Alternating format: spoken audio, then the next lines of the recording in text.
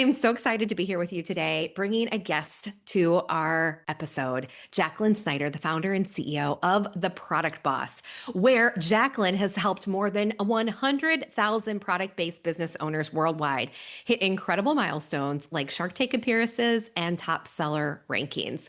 5 million podcast downloads. Jacqueline is known for delivering actionable strategies and mentorship to help entrepreneurs navigate challenges of building resilient businesses. And I don't know about you, but business, there are ups and there are downs, and we've got to have that. But I really want you to listen in for some of Jacqueline's unique approaches to navigating these seasons, including her mirror method, the thumbprint, and making re-promises to yourself every single day. This is going to be a fun one. I can't wait to hear what you think. Hey, before we dive into the show, I want to invite you to subscribe to this podcast or YouTube episode wherever you are watching, because when you subscribe to the show, the algorithm is going to be more likely to show you the best of the best episodes that we're going to be sharing in the coming weeks. Jacqueline, so happy to be here with you. Oh, Amber, I'm so excited to be here with you.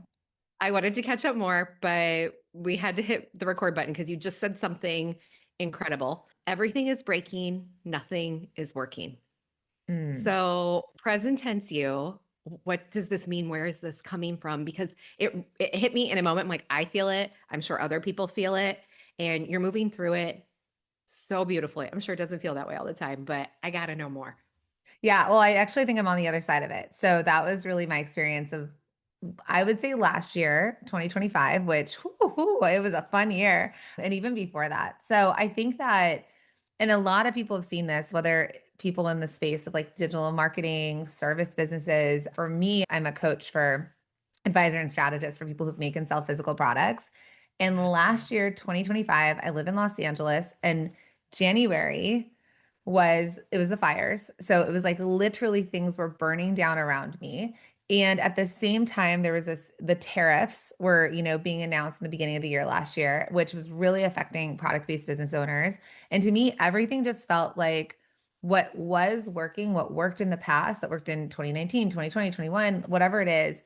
It's like I would try the thing that worked and then it just didn't work. And I'd try something else and it just didn't work. And I think I just kept trying and trying the old way.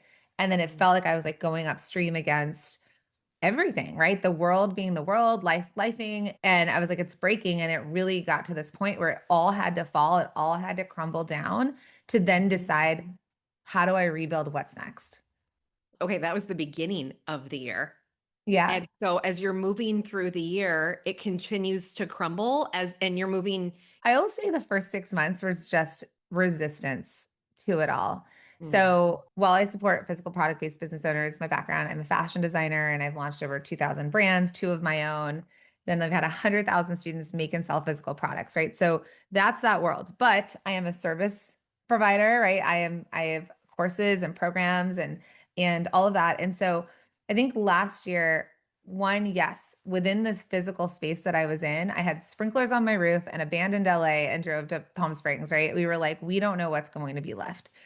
So there was I this remember literal that. burn down. And then I would say that for me, one of the ways that I've always supported my community and my students is that we've done free webinars, free workshops, free challenges. And so every single month last year, I would say up until June, I was doing the thing. I created a different class. I mean, I wasn't sleeping. We were just talking about a friend of ours building a webinar for someone else. And I was like, what, could she do it for me? Because when I do a webinar, it takes me, since I'm an artist, I kind of feel like I work through the night. I go into this like really focused, quiet time. That's sort of when I work the best. So I wasn't sleeping because I was creating in the night, being a mom to two kids during the day, running a multi-million dollar business.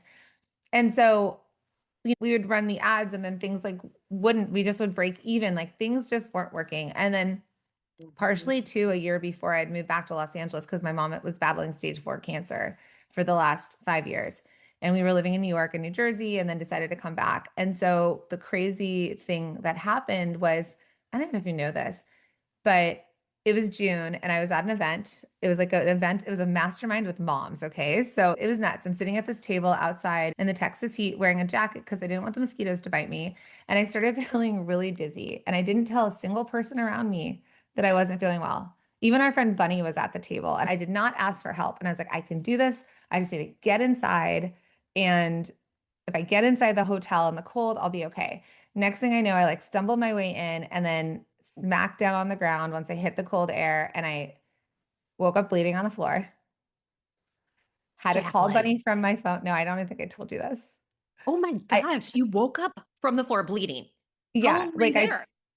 I don't know, probably just seconds, but like Bunny goes, "What did we learn?" What did we She's in the ambulance with me, where I'm being rolled out on a gurney. Plus, all the girls that I was trying to avoid telling them I needed support, they're at the bar, and I'm like, "Bye, guys," on a gurney. I got Oh a my god. concussion. I sprained my neck. I sprained my hand. Bunny was at the hospital. She's like, "What did you learn?" And I was like, "That I need to ask for help. I need to ask for help. I need to ask for support. Like, who do I think I am?" Thinking I was at a table with moms. And didn't feel comfortable saying, "I don't feel good." Or what was it discomfort? Was it They just, "I were don't wanna talking, bother I've everyone"? never been queasy, and they were talking about this like terrible birth story. And I don't know if it was the heat, dehydration, but I think for me, it was a sign of weakness. Like, what do you mean I can't listen to them tell this story? And then all of a sudden I'm not feeling well and it was going to bring attention to me. I just was too self-involved and thinking like I'm going to draw attention. I'm going to be perceived as weak. Weak means I need support. Like I got it. Mm. I didn't got it. Wow, it's so interesting. I'm feeling things as I'm hearing you say this because I can think about how often we don't say something because I'm going to look weak. Or for me, it is, I don't want to bother them. Like when we're Hmm. talking about business, like, oh, everybody's talking about their stuff, but I got a question. Unless it's a specific question, I hold back a little. So I'm like, I don't really know what Hmm. my question is. I just need some help. I want to be focused because I don't want to bother you, or I don't want to, Yeah. yeah. But Yeah. for whatever reason, we're holding back. Yeah. And And then you wake up bleeding on the floor. oh my gosh. Okay, Not so to be dramatic.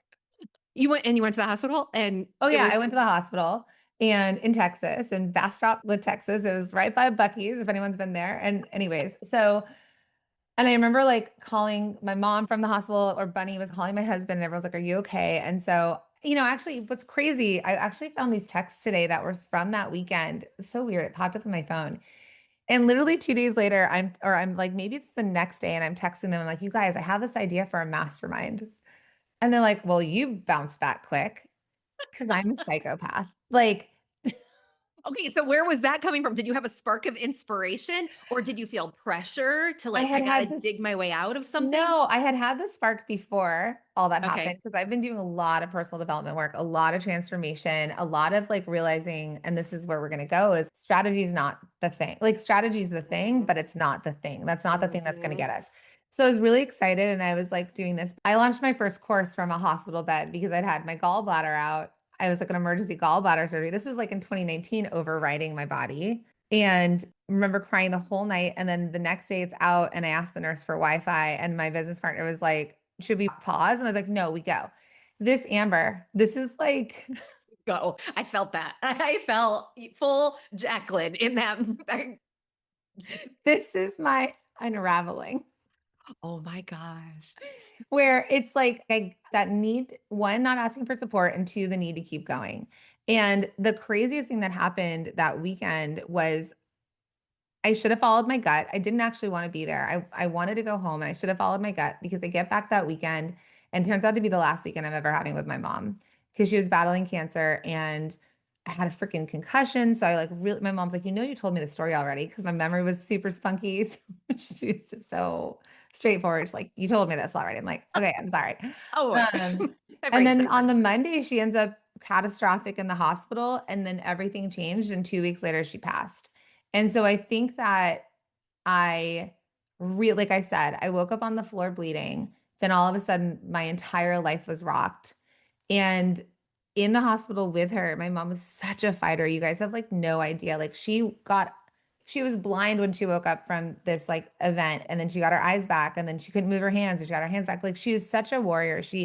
My mom never stopped. Like she had done Pilates the morning of this event, right? She was incredible. And so I was looking at her even to the day she passed, she was still fighting. She was still, we called her a warrior because she just was like, she would not let herself go there. And she'd always tell me, Jacqueline, you cry for the both of us. It's like, because my mom is British. So there's a whole thing there. So I remember like thinking like when she passed, I was like, I gotta live. Like I get to live. Like if I did anything in her name, it was like to live and to love and to be present. And like I can no longer continue the way that I had continued up until that point. And so that for me was like literally everything had to break for me to become this next version of myself. And it's almost a year later. We're almost exactly at a year later. And it's been a year, but also the most magnificent, like transformative year of my life. Okay. So I want to hear about that. But first, so and maybe this will take you there, but you talk about business being a mirror. And Mhm. as you think about going back to the statement you made at the beginning, everything is breaking, everything was breaking. And Mhm. so the reflection, the mirroring, okay, how did this come to be? You're like, okay, everything's breaking. This is a reflection of Mhm. my life, business. Well, it's like, how many times can you try the same thing and it's not working, right? I was like, oh, we'll just do Mhm. another webinar for another $500 product. Yeah. And Change I the mean, name, change oh the my God, fix the stay closing. up and change the webinar that night and like do it the next day. And it was a mirror of me trying to hold on to this past way of being. And I would also say this like brute force control. If I just do it, if I just try harder, if I just push harder, then it's going to happen. And also not asking for support, not being supported, feeling very alone. And I would also say comparison. Why is it working for other people and not for me? And so in terms of the reflection, it was like everything for me, my business was mirroring everything needs to change if you want this to go forward, Mhm. or else you're just going to keep hitting up against the same wall, suffering in another way, physically hurting myself, right? And Mhm. pushing through. And that was I'll say my breakthrough this year. You know, the holidays are hard. If anyone's ever lost anyone, it's grief comes up in different ways. And so went through the holidays crying on a paddleboard in Hawaii. My son's like, Mom, I think you need a therapist. I was like, I think Oh, you're, my kid. I was like, I have one, and this is my moment. I'm like, I'm crying on a paddleboard in Hawaii. This is where I've hit. But that's the process, right? It's like, and I have been supported. And I would say that the biggest shift that I did, and I'll tell you this, is like actually what my business was asking me to do and what my life has been asking me to do is surrender. And Mm, so I think it was January, February, I decided, I was like, I did not take time off I did not take time after my mom passed. I mean, I did, I slowed it down, but I just was still in this like survival mode in my nervous system. And so I actually did the craziest thing. I called my team on a Friday and I said, next week, I'm not coming. I'm not doing anything. I'm not coming to work. The only thing I was doing was I do a workshop once a week that like drives revenue. And that was it. And mhm, I was like, and normally I'd be like, but my clients need me. I have these one-on-ones. I have this podcast scheduled. And I was like, no, I get to see how my business functions by removing me because the belief that I was holding was I got to be in the middle of all of it. And that was the first month that we were the most profitable ever by me actually stepping back and surrendering to it all and knowing that I was supported and I had built this team and that like if I was regulating my own nervous system, everything else was regulated. And so that mhm, was really this like I would say like the end cap to self-trust and trusting the team I had built and then trusting I like to say like this is from someone else, but like trust the process. Trust this mhm. whole process of breakdown to rebuild to then surrender, I would say. Okay, I hear it. I believe it. I know it. The surrender is why the name of this podcast came to be, right on time. And, still, it is hard sometimes. Mhm. Was it hard for you? Oh my God. Well, that's what my head of ops is like. I kept trying to get back into calls and she's like, this is literally why this is your stretch this week. She's like, no. I Wow. needed someone to hold the guardrails for me once I said it because you can talk yourself into whatever.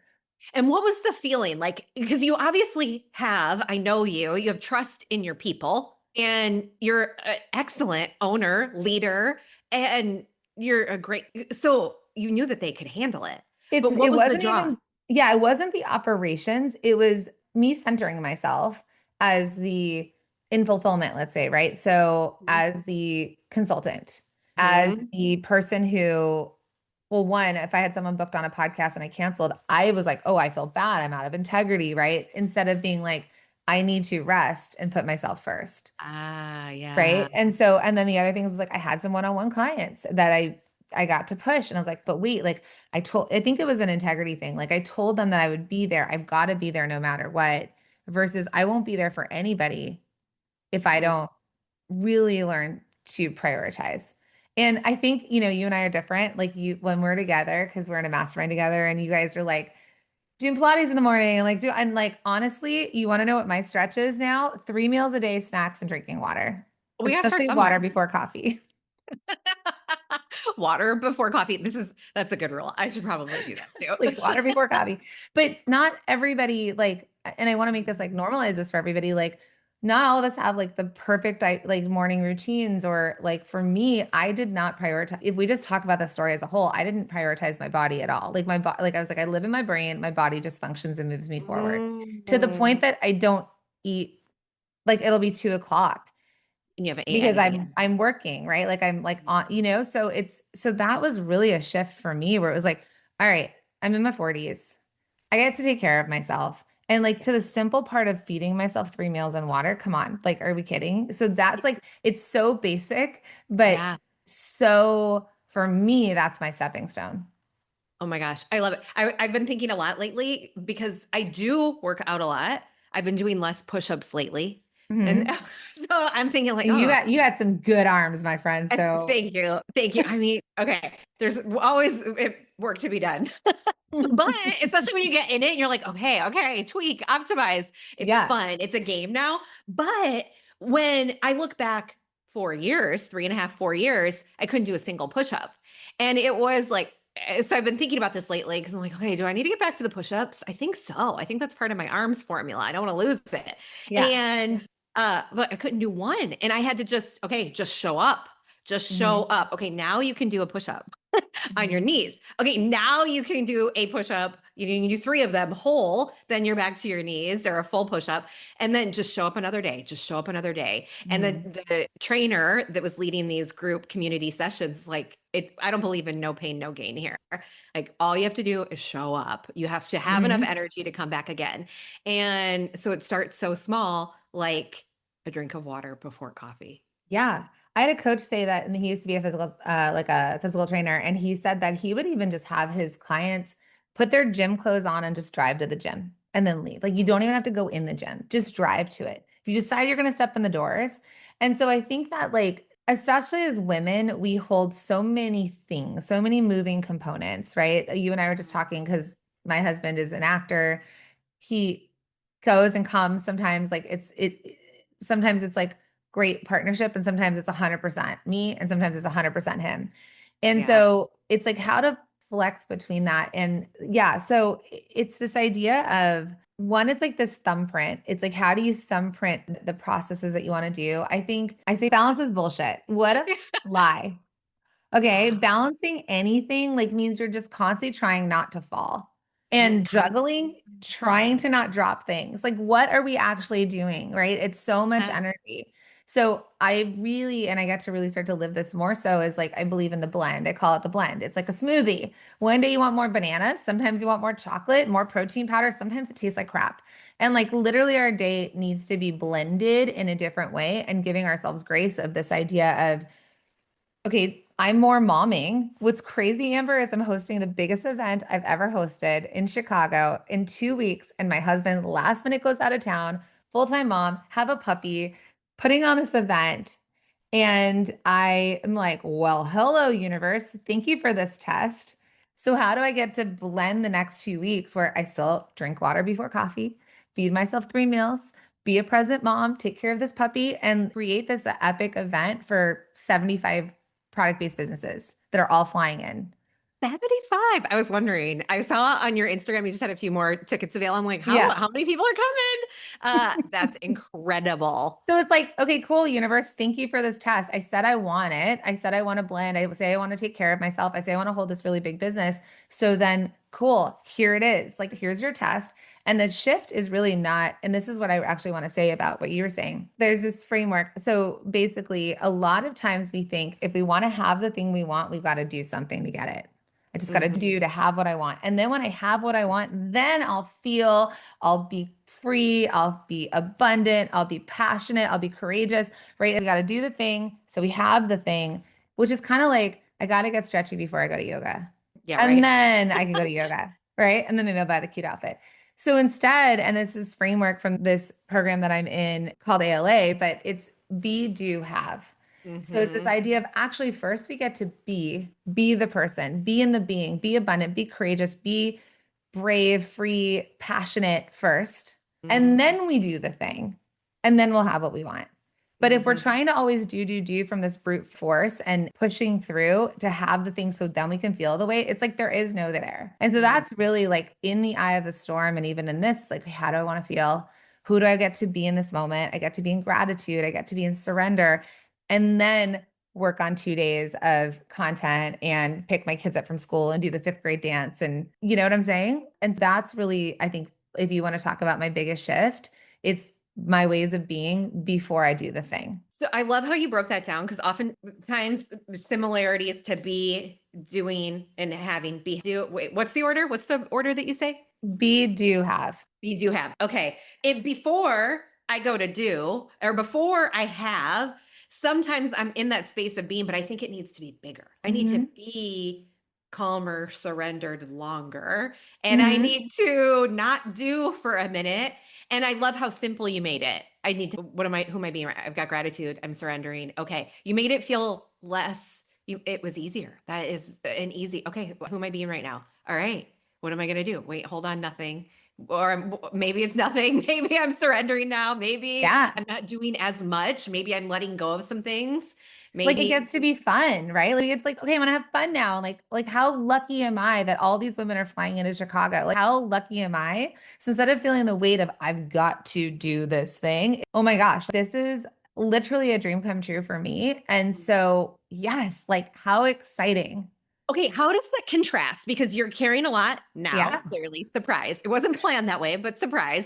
2025, all of Mhm. last year, it was just coming and it kept coming. Yeah. And so, how would you say you're different in that now? Because that was a big challenge. This is a pretty big challenge in a Yeah. compressed, short amount of time.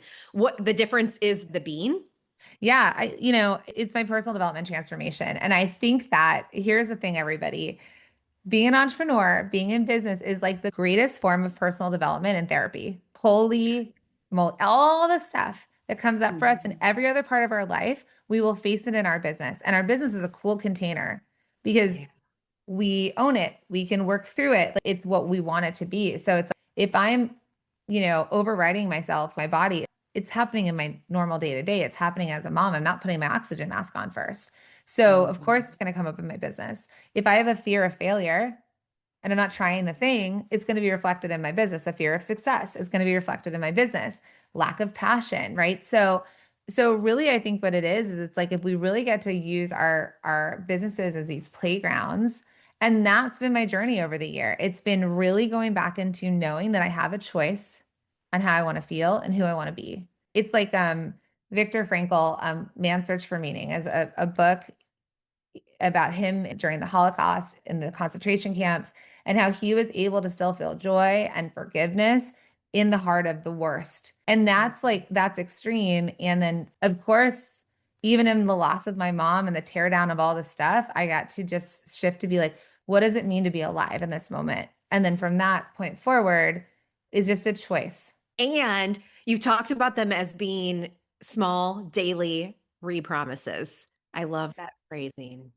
Yeah. I mean, we beat Re- the shit out of ourselves when we don't do the thing.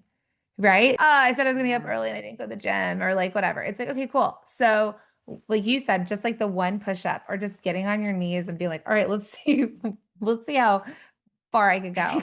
Or So maybe I just fall a yeah, just lot fall. Maybe for I'm a like, oh, while. that's cute. Exactly. Oh my gosh. So it's just like every day, every morning I make a declaration to myself on like the day I'm like, this is the environment I'm going to create for myself today. So passion, fun, right? You really do that Connection. every day? Every day Yeah. you make a declaration to yourself. What am I going to do? How am I going The to? environment I'm creating is this, which is two ways of Okay. being. So I know because like is this idea of like how do you like what's the environment that you're going to thrive within? And it's like it's again it's our internal environment. You were talking about those morning routines, and I joke that to get my morning routine, like move to Africa, move to Europe, move to a different time zone where people are still sleeping and you can do I whatever know, you I love it, want and right? not feel like the pressure. But you got a pretty solid morning routine. I feel like this is huge. This could have Right? a massive impact. Could that be enough? Right? Like is that Yeah. enough? And that's the thing. It's like I declare the environment I'm creating and then something for me that like I do something for me. So like today I'm going to walk by 10 a.m. And then as a team, we're going to do X by this time because we all have these massive goals. But what's the thing that we can do in the day and then have a by when on it? Like by when, not like, okay, I'm going to get like this event, right? I'm going to get the event all planned out by Friday. Great. That's freaking overwhelming. So it's like, well, what do I want to do today? Today, I'm going to write the outline by this time and then just hold myself within this like container in the environment where I'm like, I'm great, I'm in gratitude and joy and play. And so it's like, if I find myself not in that, then I get to shift, like play some music, dance, like do something that shifts. Again, it's always a choice. Life is gonna life, you guys. I'm Yeah. literal proof of life lifing. And even a month ago, we had like another loss in our family. And I actually, this will be like a good example. We lost our dogs in this like terrible accident a month ago and it ripped grief open again in our family and especially for my kids because the dogs are it is freaking terrible. And I was like, I went back into my grief, back into my victim of like, why us? Why? Maybe my daughter was like, why did things like this keep happening to us? And I was like, what do I get to do if I was going to shift and make a different choice? My old self would be in victim to it, victim to my story, all that. All right, cool. So where is like fun that we could go to from Los Angeles? Like we're flying to Vegas. My kid's going to do his baseball game. And at 9 o'clock, I'm like a crazy person. I'm booking a flight. We're flying to Vegas because all hours there's energy going on. So we're not, I was like, do we go to the mountains? No, we'll just cry. We're going to go to Vegas. So we went and it was like the energy and it was like, what do you guys want to do? And we went and did like cool things with the kids. And then I was like, you guys, because in Vegas, there's all sorts of bad things can happen in Vegas also. I was like, forget it. Like we wanted dogs. They want a puppy. We're just going to go get a freaking puppy. We're going to go look at puppies in Vegas. Like you can't get puppies in LA. Okay. And I know, don't come at me with whatever, because it was like in problem solver mode. Okay. And we found this dog, this breed that like my husband and I had talked about in the past. And she was this little thing. And I took my kids and literally we came home and the entire environment that we had created at home shifted. New life. Like we were able to like move through our grief faster. We got to have fun, be together. And it was like, that was just on a choice with like, do I want to stay in victim to this and stay in my grief or like just make a different choice? And that was like, I'll say I was so proud of myself because I was like, cleaned it up and I moved through something terrible faster. And that is the tool. And that comes with practice every single day. Wow. And the small reprompt. It's all okay. It's coming together. I see Coming what you're doing, together. Jacqueline. I Okay. like this. Ah, I'm obsessed. So your business, and actually speaking of businesses, there is a stat that you posted caught me on your Instagram. Mhm. It keeps me 12% up of at night, this stat. this one does. Yeah. Okay, well, I'm gonna tell people what it is, and then I want to ask you Yeah. about that. 12% of women-owned businesses cross 100K. 12%. Less than 2% hit a million. What is going on here? And Forbes just came out with a report that 40% of new businesses being started are created by women. By women. 40%. So I think there's going to be, we're on the cusp of a shift. You and me, like we've been doing this for a lot of years now where we're like, this is possible, right? Where Yeah. it's this what we're creating. And so here's the thing. Okay. So 100K, if anyone is not there yet, it's easy. Money is so easy to make. If you believe money is easy, it is a replenishable resource. There literally, we're not going to run out of money. Like my son made $300 with a lemonade stand to buy a lightsaber because he went to a street with a good location and people with Maseratis handed him 20 bucks. I You just need to know love where it. your customer is, location, and sell them something. Okay. That's So amazing. we get to really understand that money is replenishable, time is not. That is, again, another massive lesson for me, right? Time is our most precious resource. And so here's the thing about that 2% stat. And I'm literally, all of us together, let's just make a promise right now. We're all going to shift it together by knowing it's possible. And then we just keep going. We got to keep going. Okay. We Love it. got cool. Okay. I'm in. Good. So I think the 2% is interesting because I wonder how much of it is like created from outside versus inside. Of course, We have so much more to hold as women. Like our bodies literally need to slow down. I mean, once a month or like with babies, right? There's a lot that we hold. There's the glass ceiling, right? There's a glass ceiling. You've heard of it. But I believe Mhm. that the glass ceiling only exists when it's in somebody else's building. We're entrepreneurs. We literally have our own buildings, our own names on the door. And the question is how high is our ceiling? So Mm. do we have like an Oprah ceiling? Are we ceiling lower than the glass ceiling? I mean, I think some people have really, really low ceilings. It reminds me of this like creepy basement that I saw in a house we were looking to buy in Jersey that was like low ceiling, really damp, dark. There was like a weird mannequin head in the corner that was like so creepy. I was like, we're not buying this house. This looks like a murder basement. So ask yourself, do you have a murder basement ceiling? Do you have like a drop ceiling? Like, how high is your ceiling? And so when we think about that 2%, of course, there's up against us, like access to finance and the conversations that I'm going to be really like generalist here, but like men have certain conversations on a golf course and I'm like, where are we talking about these things? Mhm. So there's of course there's outside circumstances. But then my other question is like how much of it is from us? How low is our ceiling? Because I know that depending on your mothers and your grandmothers, great grandmothers, some of you had entrepreneurial parents. Others of us had moms that were stay at home moms or maybe teachers and had the summers off, right? Mm. And if your mom was in career, she was battling against like, are you a latchkey kid? It was crazy. Yeah, the judgment, Yeah.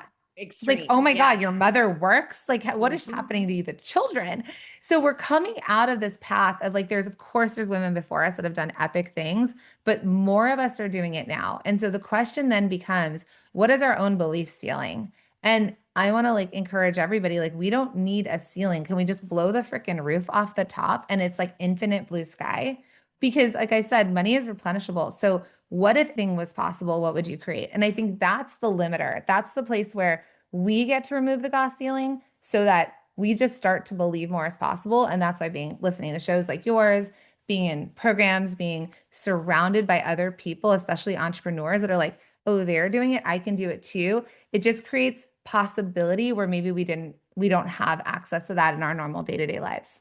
So good. I had someone reach out, actually, and even me, I sometimes think, I don't really have anything to contribute right now in Mm, the room because I'm going through the change. Everything's breaking and nothing, and I don't even know yet, or I'm in the middle of a transition and I'm in the middle of surrendering. So sure, I don't know yet.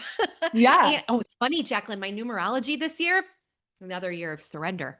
And I was like, that's oh, cool. I was petrified when I first learned it, Hmm. because, those years of surrender can sometimes be a challenge, but Uh-huh. it feels like an easier year this year, but it comes around like with new being staying in the room to get the support, even just to hear, okay, stay in it because at some point it's going to unlock.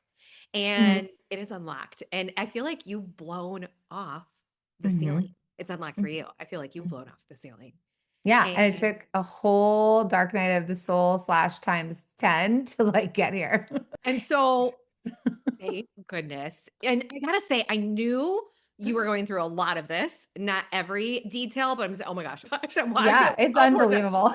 And you really you navigate with such heart. So even hearing you speak now and inviting all of us to commit, like, no, we're not going to be the 2%. Let's turn this Mhm. into 5%. Let's turn this into 10. Let's turn this into 50.